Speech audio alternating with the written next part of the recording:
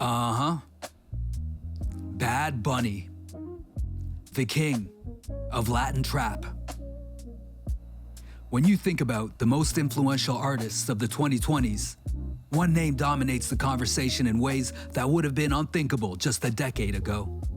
A Puerto Rican artist who performs exclusively in Spanish, who refuses to change his language or his culture for anyone, and who's become the most streamed artist on Spotify, not once, not twice, not 3 times, not 5 times, but 4 times. His name is Bad Bunny, and today we're diving deep into the remarkable story of Benito Antonio Martinez Ocasio, the man who changed Latin music forever. From bagging groceries in a Puerto Rican supermarket to winning Album of the Year at the Grammys, from viral SoundCloud tracks to headlining the Superbowl, this is a story of authenticity, innovation, and cultural revolution. So settle in as we explore the life, music, and impact of the king of Latin trap. Our story begins on March 10th, 1994 in the municipality of Bayamon, Puerto Rico, though Benito was raised in a smaller coastal town of Vega Baja. This isn't a city known for producing global superstars. See, it's a modern community, best known for its scenic beaches, the kind of place where everyone knows everyone. Benito grew up in a loving household with his parents. His father, Tito Martinez, who worked as a truck driver, and his mother, Lazario Ocasio, a retired school teacher, along with his 2 younger brothers, Bernie and Bisail.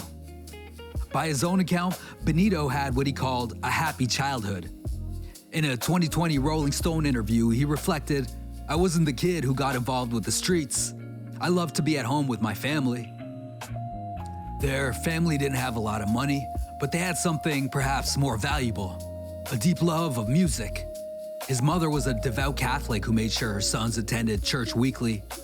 And it was in that church choir where 5-year-old Benito first found his voice. He sang in the choir until he was 13, developing the foundation for what would become one of the most distinctive voices in modern music. But church music wasn't the only sound filling young Benito's ears. His earliest musical memory was receiving a CD of Vico C's album, Aquel que había muerto, as a Christmas gift when he was just 5 years old. Vico C was a Puerto Rican rapper and reggaeton pioneer, and that album planted a seed. The boy also listened to Marc Anthony, Victor Manuel, and heard Tego Calderon in the car on the way to school. His father would blast music at high volume, and whenever Bad Bunny songs later came on the radio, his father would play them with a huge smile and an even bigger heart. But the artist who captured young Benito's imagination more than anyone was Daddy Yankee. In a GQ interview, Bad Bunny revealed that Daddy Yankee was one of the men whose fashion sense he tried to emulate growing up. He also admired Hector Lavoe. As he told Billboard years later, his biggest musical inspirations were Daddy Yankee and Marc Anthony. Now, about that name, Bad Bunny. The origin story is both perfect and simple. See, as a child, Benito was once forced to wear a bunny costume for school, and he absolutely hated it. Someone snapped a photo of him looking angry and annoyed in that costume, and years later, when he needed a stage name, that grumpy bunny came to mind. So he created a Twitter account under the name Bad Bunny, and it stuck. He's even said that his spirit animal is a bunny because rabbits are tender. I'm tender and pretty. Then at 13, something shifted. Benito left the church choir and started writing his own songs, producing beats in his bedroom and freestyling at school. His childhood friend, DJ Orma, who now performs with him on tour, remembers him as an extremely funny and creative teenager who could effortlessly rhyme at any moment, entertaining classmates with his lyrics and his flow. After graduating high school in 2012, Benito enrolled in the University of Puerto Rico at Arecibo, pursuing a degree in audiovisual communications. So his dream was to become a radio host. But as anyone who's followed his career knows, that dream would take a very different shape. So to fund his education and support himself, Benito took a job as a bagger at the local Econo supermarket, Now picture this. A young man packing groceries during the day, attending classes, then returning home to spend his nights creating music in his bedroom. This wasn't a glamorous beginning. This was hard work, determination, and an unwavering belief in something bigger. So in 2013, Benito starts uploading his songs to SoundCloud under the name Bad Bunny. So for 3 years, he's quietly building a following, experimenting with Latin trap beats, honing his distinctive sound, and waiting for his moment. That moment came in 2016 with a song called Diles, Spanish for Tell Them. So this song goes viral, and when we say viral, we mean it caught fire across Puerto Rico and beyond. One person who heard it was DJ Luyen, I think that's his name, a prominent Puerto Rican music producer. Now, this DJ immediately recognized something special in Bad Bunny's raw talent and his unique voice. So he signed him to the label Hear This Music in 2016. Suddenly, Benito wasn't bagging groceries anymore. He was fielding calls from producers while still working at the supermarket. He connected with Noah Assad, who would become his manager, and together they developed a strategy that was unconventional for the time. So instead of chasing major label deals, they would release singles and videos on YouTube, building an audience directly. And this strategy worked brilliantly. Throughout 2017, Bad Bunny releases a string of successful singles.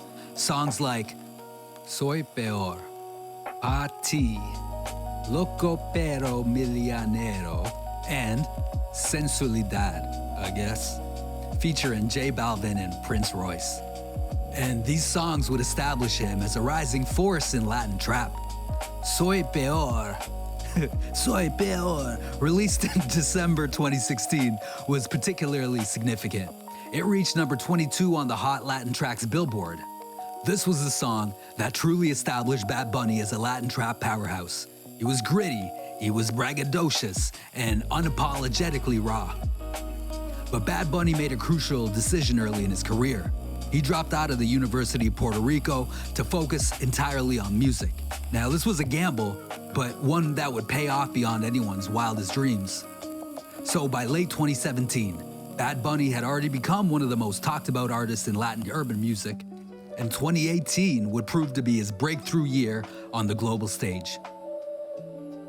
If 2017 was about building momentum, 2018 was the year Bad Bunny exploded into the mainstream consciousness worldwide. In January 2018, his collaboration Crippy Kush with Farruko, Nicki Minaj, Russian with a V, and 21 Savage would become his first song to chart on the Billboard Hot 100, reaching number 75. But that was just a warm-up. So you see, in May 2018, something historical happened.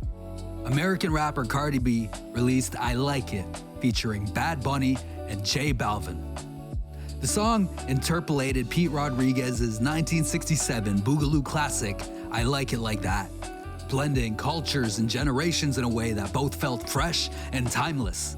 I Like It didn't just chart, it went all the way up to number 1 on the Billboard Hot 100 in July 2018. This was Bad Bunny's first number 1 hit, and it proved that Latin trap could dominate American pop culture. But he wasn't done. So in October 2018, Bad Bunny released Mia with Drake, one of the biggest artists in the world. The song reached number 5 on the Billboard Hot 100, cementing Bad Bunny's status as a genuine crossover star. Now, what's remarkable is that Bad Bunny rapped primarily in Spanish on both of these massive hits. He didn't compromise his language or his identity to achieve mainstream success. Then came Christmas Eve, 2018. Bad Bunny releases his debut studio album, X100PRE, which is an abbreviation for Por Siempre, meaning forever, through Noah Assad's indie label, Remus Entertainment. Now, this wasn't just another trap album, it was something entirely different. He was working with producer Taney, along with Diplo and Dominican dembow icon El Alfa. And Bad Bunny creates this innovative fusion that blended trap, reggaeton, bachata, synth pop, pop punk, hip hop, and electro. Now, this album receives critical acclaim. So on Metacritic, it scores an average of 84 based on 5 reviews. Alex Petridis of The Guardian praised Bad Bunny's off-kilter creativity. The album debuted at number 11 on the Billboard 200 and spent an incredible 46 weeks at number 1 on the top Latin's albums chart. It goes on and wins Best Urban Music Album at the 20th Annual Latin Grammys, and in 2020 Rolling Stone ranked it 447th on their list of 500 greatest albums of all time. Remarkable recognition for a debut album from a Latin trap artist.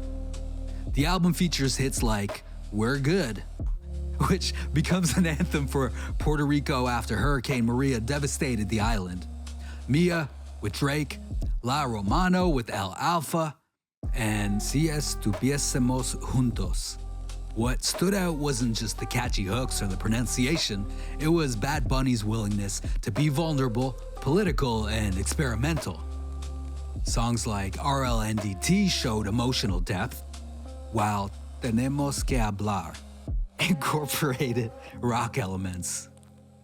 This was an artist unafraid to break from the sonic and lyrical expectations of Latin music.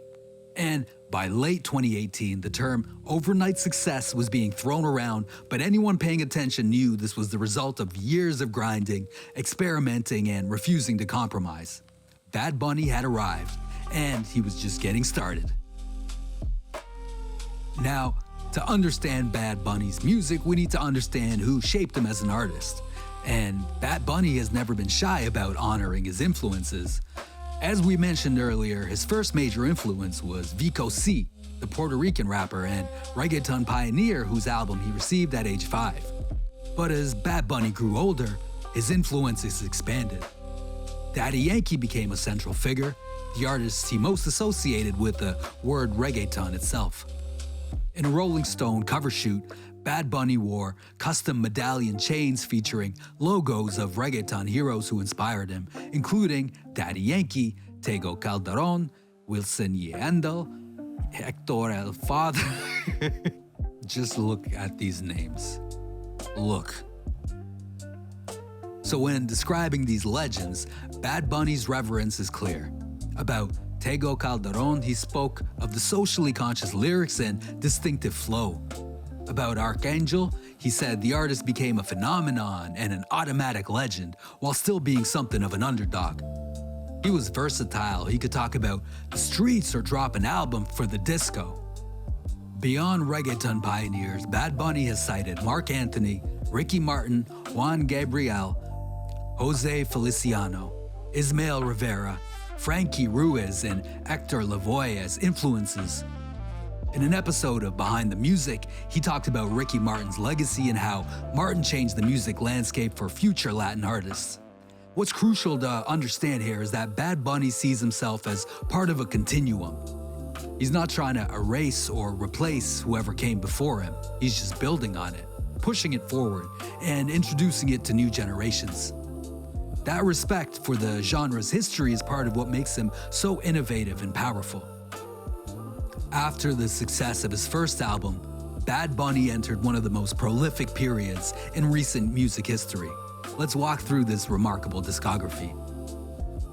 In June 2019, Bad Bunny released Oasis, an 8-track collaborative album with Colombian reggaeton superstar J Balvin, or Balvin. Now this was a summer project, 30 minutes of vibrant, poolside reggaeton that showcased both artists at their most relaxed. The album peaked at number 9 on the Billboard Top 200 and topped the Billboard US Latin Albums chart. This was a certified 2x platinum on the RIAA. Critics noted it was produced with the assembly line efficiency that J Balvin was known for, delivering sensual reggaeton like Moaita and Latin rock influences on Un Peso.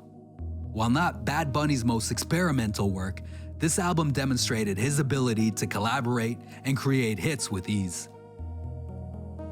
On February 29, 2020, Leap Day, Bad Bunny announced and released his second solo album during an appearance on The Tonight Show with Jimmy Fallon.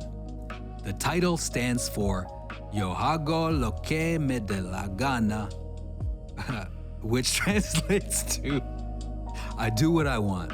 And that's exactly what he did. YHLQMDLG debuted at number 2 on the Billboard 200, becoming the highest charting all-time Spanish album ever at that time. It was the biggest streaming week ever for a Latin album and the largest week for a Latin title since Billboard began tracking albums by equivalent units in December 2014. So the album receives critical acclaim, scoring 82 on the Album of the Year aggregate score. This was pure party reggaeton, meant for dancing and forgetting your problems. The 20-track album featured collaborations with Daddy Yankee, Joel and Randy, Nengo Flow, Yavia, and Panamanian singer Sesh, something like that. It produced timeless hits like Yo Perreo Sola, which won Best Reggaeton Performance at the 21st Annual Latin Grammys, and Zafaera, the latter being an explosive collaboration that became a club anthem. The lead single, Vet, and Ignorantes, with Sesh or Sek or Sech, also received massive attention. The album won Best Latin Pop or Urban Album at the 63rd Grammy Awards, Bad Bunny's first Grammy win. YHLQMDLG was a cultural moment, arriving just as the COVID-19 pandemic hit and provided people worldwide with music to lift their spirits during lockdown. In May 2020, Bad Bunny surprised fans with Las que no iban a salir. Oh my God. Okay. So this album was a compilation of tracks that were unreleased or unfinished. So this was a reggae fan's reggaeton album, featuring collaborations with legendary artists like Yandel, Daddy Yankee, Nicky Jam, and Don Omar. So while the production was simpler and less experimental than his other work, it showcased Bad Bunny going bar for bar with the legends who elevated the genre. It scored a 74 on aggregate review sites, and the album demonstrated his deep respect for reggaeton's history and his ability to hold his own alongside his heroes. In November 2020, Bad Bunny released his third studio album of the year. Oh my God, El Último Tour del Mundo. This album made history. It became the first all-Spanish album ever to debut at number 1 on the Billboard 200. Let that sink in. This was Bad Bunny's most experimental album to that point, and his biggest. Producer MAG emerged as a star from this project, earning 7 production credits and debuting at number 1 on Billboard's Hot 100 Producers chart. Bad Bunny described this as a more sentimental album, more chill, the kind of thing you can listen to in your room. It won the Grammy for Best Música Urbana Album. On May 6, 2020, Bad Bunny released what would become his magnum opus. Oh God. Un Verano Sin Ti, I guess. Okay, so this album didn't just succeed, it dominated. It debuted at number 1 on the Billboard 200 and held that position for 13 non-consecutive weeks, becoming the best performing album of 2022. On top of that, it became the most streamed album of all time on Spotify, surpassing Ed Sheeran's Divide. And according to IFPI, it was the world's best performing album of 2022, making Bad Bunny the first Latino to win an IFPI Global Chart Award. Okay, so most remarkably, this album became the first Spanish language album ever to be nominated for a Grammy Award for Album of the Year. Though it lost to Harry Styles, the nomination alone was historic. The album scored 77 on aggregated critic reviews. It was a Caribbean-inspired journey through reggaeton, dembow, mambo, and other genres. With tracks like Moscow Mule, Titi Me Pregunto, and Un Verano Sin Ti, capturing a universal summer feeling despite being entirely in Spanish. On October 13th, 2023, Bad Bunny released, oh my God, I'm gonna say it in English, what translates to Nobody Knows What Will Happen Tomorrow. This Western-themed introspective album was a departure from the party vibes of his last album. Oh God. It debuted at #1 on the Billboard 200, making Bad Bunny one of the few artists to have multiple Spanish-language #1 albums. Whoa, big deal. So this album featured the lead single Monaco, a true banger, supposedly. But overall, it was more of a lyrical showcase, a reflection on his rise and the inner conflicts that came with fame. At nearly 90 minutes, some critics felt the runtime, and it scored 71 on aggregate reviews. However, it was considered one of his truest Latin trap albums since 2020.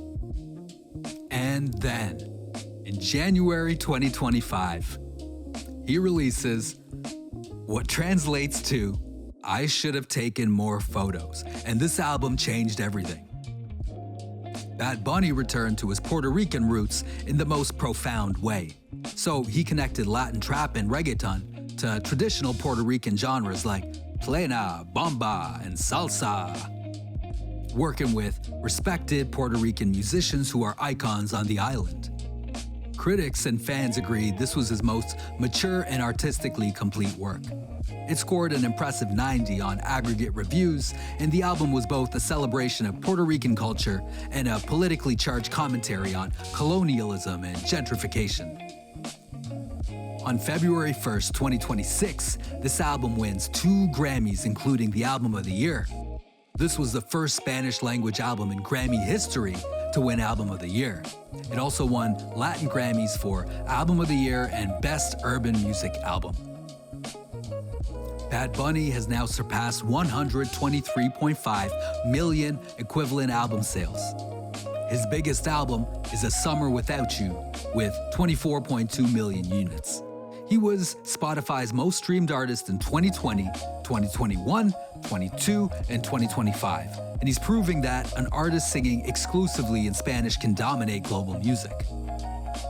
And this brings us to one of the most politically charged moments in recent entertainment history: Bad Bunny's selection as the Super Bowl 60 halftime performer. On September 28, 2025, the NFL, in a partnership with Apple Music and Jay-Z's Rock Nation, officially announced that Bad Bunny would headline the Super Bowl halftime show on February 8th at Levi Stadium in Santa Clara, California. In a statement, Bad Bunny highlighted the cultural significance, saying, "This is for my people, my culture, and our history." And the backlash was immediate and intense. So, Trump called the announcement absolutely ridiculous and later told the New York Post, "I'm anti-them. I think it's a terrible choice. All it does now is sow hatred. Terrible." He announced he wouldn't attend the game, suggested the venue was just too far away. Conservative commentators and political figures question why the Super Bowl, seen by many as the quintessential American event, would feature an artist who performs exclusively in Spanish. And a lot of this controversy stems from Bad Bunny's outspoken criticism of immigration enforcement and his decision to cancel U.S. mainland tours in 2025 over concerns about ICE raids targeting his fans. Now, it's worth noting that Bad Bunny is Puerto Rican, which makes him an American citizen. Despite the backlash, NFL Commissioner Roger Goodell stood firm. He dismissed criticism as typical for an event of this caliber, stating it had been carefully thought through, and the selection was intentional to cater to a global audience. He defended his choice again on February 2nd, 2026, saying Bad Bunny is one of the greatest artists in the world, and he understood the platform would be used to unite people. Oh, one really weird fact. So, Bad Bunny is a lifelong professional wrestling fan, and he began making appearances in WWE in 2021, making his in-ring debut at WrestleMania 37. He's wrestled alongside and against WWE superstars, and his Instagram features numerous wrestling photos and videos. Now get this, WWE legend Ric Flair, even appeared in one of his music videos. In a world that too often demands artists conform to succeed, Bad Bunny shows that you can stay true to yourself and still reach the absolute pinnacle. Recently, Bad Bunny took to the stage at the Super Bowl, but not just as a performer, but as a symbol of Puerto Rican pride, of Latino excellence, and the changing face of American culture itself. To call him just a musician would be to miss the point entirely. He's become a cultural phenomenon who's reshaped what's possible for Latin artists. Anyway, look at my painting. Mira mi pintura.